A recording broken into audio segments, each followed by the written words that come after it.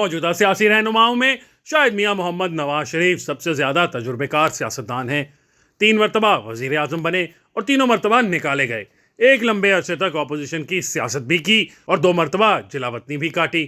وہ پہلے صوبائی وزیر رہے، پھر وزیر اعلیٰ بنے اور اس کے بعد وزیر اعظم۔ یوں باری باری اقتدار کی سیڑھیاں چڑھتے ہوئے وہ تدریجی عمل سے بھی گزرے۔ اس لحاظ سے بھی عمران خان یا کوئی اور ان کا ہم پلہ نہیں۔ میاں نواز شریف اور ان کی ہمرکاب بیٹی مریم نواز شریف کا شمار بہادر سیاستدانوں میں یوں بھی ہوتا ہے کہ وہ موت کا رسک لے سکتے ہیں۔ 12 اکتوبر 1999 کو جب 4 جرنیل ان کے پاس گئے اور بندوق کی نوک پر ان سے استعفیٰ لینا چاہا تو اس انکار کا مطلب یہ تھا کہ وہ موت کا رسک لے رہے ہیں۔ وہ ضدی بھی ہیں، بعض مواقع پر ڈٹ بھی جاتے ہیں اور بڑے وقار کے ساتھ جیل بھی کاٹ لیتے ہیں۔ وہ سعودی عرب میں جلا وطن تھے تو ان کے والد انتقال کر گئے، جن کے جنازے میں وہ شرکت نہ کر سکے۔ اب کی بار ان کی اہلیہ موت و حیات کی کشمکش میں مبتلا تھیں اور انہیں بستر مرگ پر چھوڑ کر وہ مریم نواز شریف کے ساتھ گرفتاری دینے کے لیے پاکستان چلے آئے۔ یہ شاید زندگی کا مشکل ترین فیصلہ تھا اور میں نہیں سمجھتا کہ وہ زندگی بھر اس کو بھلا سکیں گے۔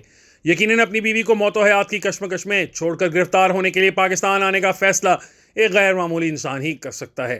یہی معاملہ مریم نواز شریف کا ہے۔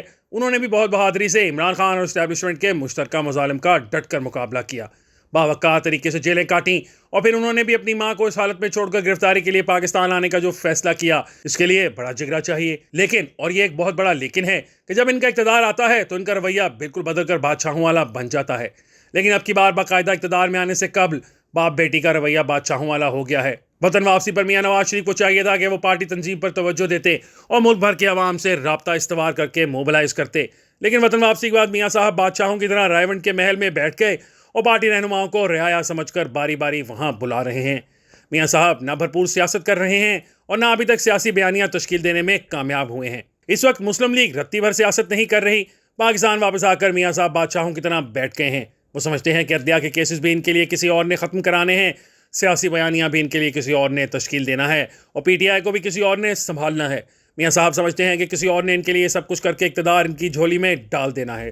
پہلے مسلم لیگی ووٹر یہ سمجھ رہا تھا کہ میاں صاحب واپس آئیں گے تو سیاسی میدان سجائیں گے، لیکن واپس آ کر وہ بادشاہ بن گئے۔ وہ موسم انجوائے کرنے کے لیے مری تو جاتے ہیں، لیکن آج تک خیبر پختونخوا کا دورہ نہیں کیا۔ اگر جلسوں کی نوبت نہیں آئی یا باوجود جلسے نہیں کر سکے تو بار رومز اور دیگر طبقات سے ان دو خطابات میں کیا چیز مانے ہے؟ میاں صاحب ان دنوں ٹکٹوں کی تقسیم میں لگے ہوئے ہیں، لیکن اس کے لیے بھی امیدواروں کو لاہور بلا رہے ہیں۔ میاں صاحب کم از کم یہ تو کر سکتے تھے کہ خیبر پختونخوا کی ٹکٹوں کی تقسیم کے لیے سب کو اپنے دولت قدے پر حاضر کروانے کی بجائے خود پشاور جا کر کسی 5 اسٹار ہوٹل میں بیٹھ کر یہ کام کرتے۔ یہ کام وہ بلوچستان اور سندھ کے حوالے سے بھی کرتے تو امیدواروں کو یہ تاثر نہ ملتا کہ وہ غلام ہیں۔ میاں صاحب وزیر اعظم بننا چاہتے ہیں، لیکن ان کی سوچ پنجاب سے شروع ہوتی اور پنجاب پر ختم ہوتی ہے۔